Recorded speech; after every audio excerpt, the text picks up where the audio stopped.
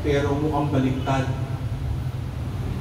Hindi mo alam, simula pa noong una, inangkin ka na ng Diyos.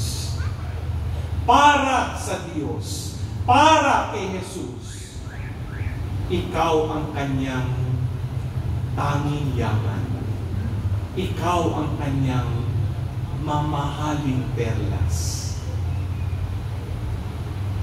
At dahil dito, alam mo, sa araw na ito,